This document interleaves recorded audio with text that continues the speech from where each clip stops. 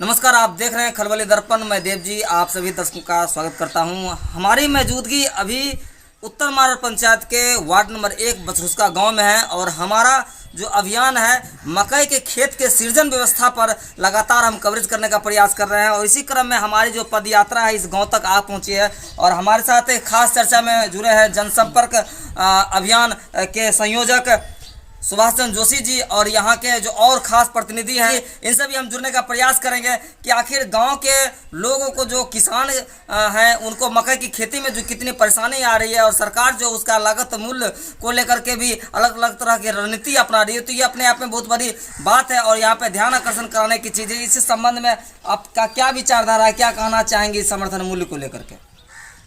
देखिए, मकई इस इलाके का जान है जी और मकई पर आधारित 90% किसान जो है उस पर आधारित है, मक्का के उत्पादन से जुड़ा हुआ है।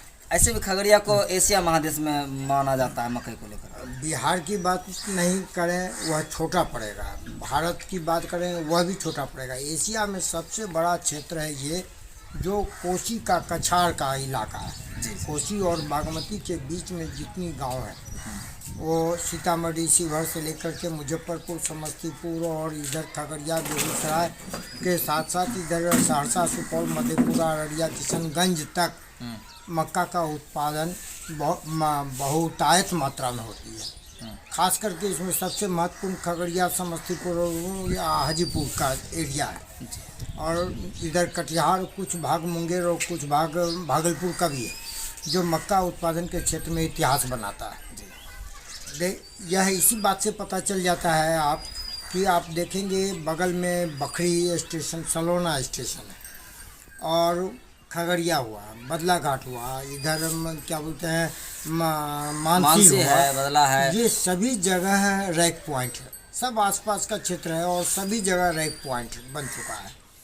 कुछ और क्षेत्रों में रैक पॉइंट बनाने की बात चल रही है, लोग उस पर प्रेशर देते जा रहे हैं।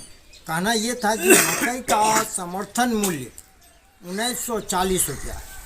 अभी हमारा फसल कटा नहीं, फसल कटना है। आप देख लीजिए पूरा चारों तरफ जो है वह मक्का का खेत है। एक दो गांव नहीं है, पूरा खगड़िया का उत्तरी भाग, पूरा सहरसा का दक्षिणी भाग, यह जुड़ा हुआ है मक्का के उत्पादन क्षेत्र से।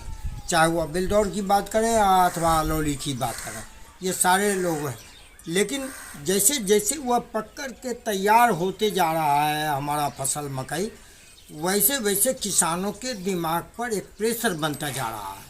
आखिर क्या भाव रहेगा उसका, जी कितना में बेचेंगे, हमारा नफ़ा कहाँ है, मुनाफा कहाँ है, लागत कहाँ है, मेरी मजदूरी कहाँ है, ये तमाम बातें उसको विचलित कर रही है। चूँकि कर्जा गुआम ले करके, गहना गिरवी रख करके, सूद ब्याज पर उठा करके किसान जो है खेती करते हैं, उसमें अपने खून पसीना एक मेहनत एक करते हैं।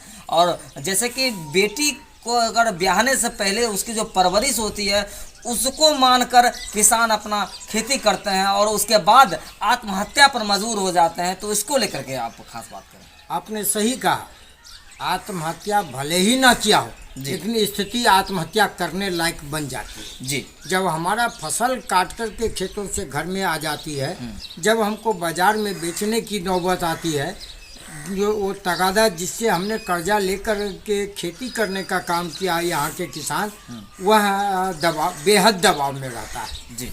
क्योंकि किसी से अनाज लेकर के वो खाने का काम किया, किसी से ब्याज पर लेकर के खाद और बीज की व्यवस्था करने में काम लिया, तमाम ट्रैक्टर जो जोतने और बोने का काम करता है वो उधार पैंचा करके उसको अदा करना पड़ता है। और सब जैसे ही फसल काट कर के घर में आता है, तमाम लोगों का अपना धन उगाही के रूप में सोचता है और नतीजा है कि उस समय किसानों को औने पौने दाम में बेचना पड़ता है।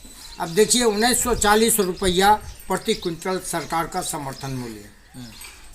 अभी किसान 1-1.5 महीना में मात्र उसका फसल आ जाएगा उनके हाथ में, वह 1200 रुपया में, 1100 रुपया में, 1300 रुपया में बेचना शुरू करेगा। बिचौलिया बड़े बड़े, पहले तो छोटे मोटे व्यापारी लोग रहते थे, अब तो बिचौलिया है जो ट्रक खरीदने का काम करते, ट्रक नहीं बल्कि रैक, पूरा रैक खरीद लेते हैं। और खगड़िया से आपको बता दूं कि कम से कम खगड़िया चारों तरफ मैंने जो रैक पॉइंट की बात की है उससे कम 300 रैक जाती है वो बाहर मकई।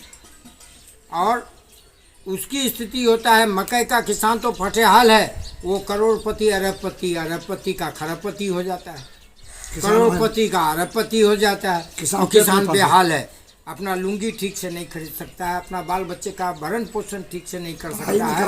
और 1200 रुपया का आपको बोले ना, 1200 रुपया में उसकी बिक्री करेंगे ये लोग, 1100, 1200, 1300 में बिक्री करेंगे।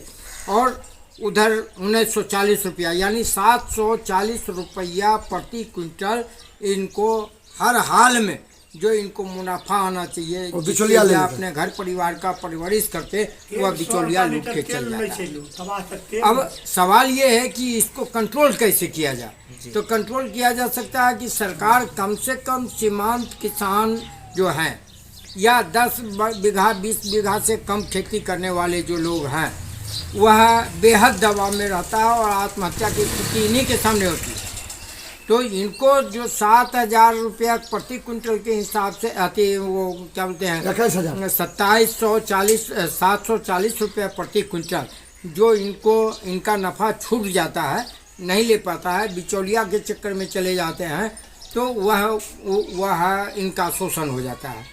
अगर 30 क्विंटल, ऐसे तो 35 क्विंटल भी होता है प्रति बीघा, लेकिन 30 क्विंटल का एवरेज भी मान लेते हैं, तो 7 या 21,000 रुपया उनका नफ़ा, जो मेहनत मजदूरी करके रात दिन वह सेवा करते हुए खेती में उपजा जब करके लाता है, तो इसको 21,000 रुपया का जो बेनिफिट होना चाहिए, जिससे वह अपने बाल बच्चे को पढ़ाते, अपने घर द्वार को देखने का काम करते।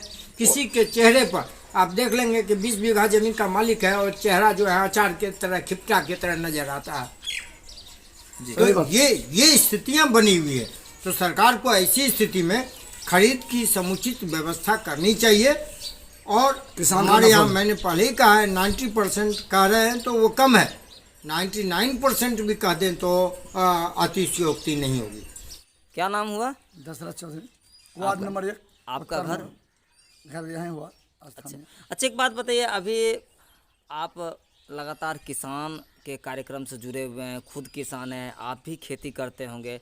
कैसे एक किसान फसल की जब बुआई निराई करता है, फसल को तैयार करता है, तो कैसे ये लोग परेशान होते हैं, और ट्रैक्टर से भी माल ले जाने का काम होता है। अगर समर्थन मूल्य का सही लागत अगर व्यवस्थित नहीं हो पाता तो कितनी बड़ी समस्या आती है। पूरी थोड़ा सा स्टार्टिंग से बताएं कि कैसे खेत के लोग जो है किसान परेशान और हलकान रहते हैं। किसान तो हम लोग देखिए, जब ज़मीन सूखता है अक्टूबर के समय में, तो हम लोग पहले खेत को जोतते हैं, कचना करते हैं 2 चास, उसके बाद 3 फाड़ा करते हैं।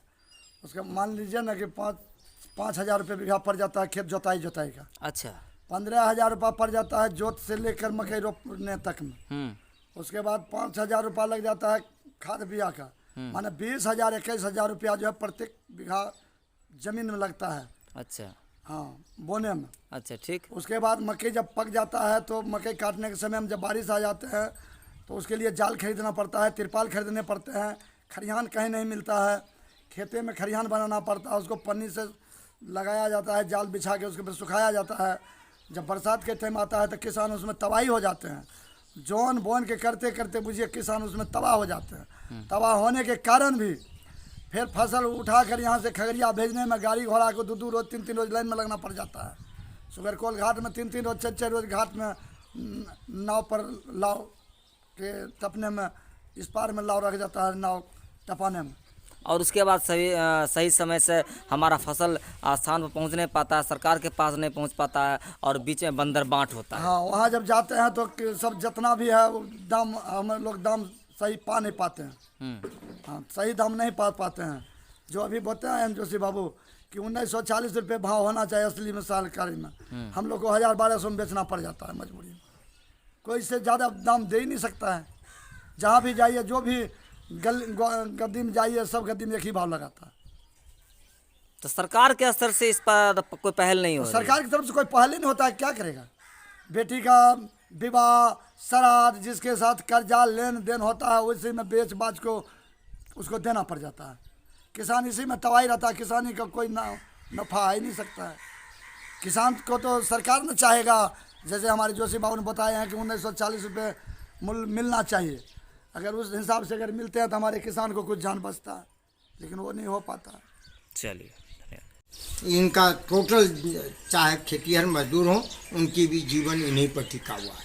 किसान को, उनको भी अगर 20 बीघा 1 क्विंटल अगर बोन हो जाता है मजदूरी के रूप में, तो 20 क्विंटल का मतलब है 10,000 रुपया, 12,000 रुपया या 14,000 रुपया उनको जो आना चाहिए, उनको बेनिफिट उनके हाथों में, वो उससे वह वंचित रह जाता है।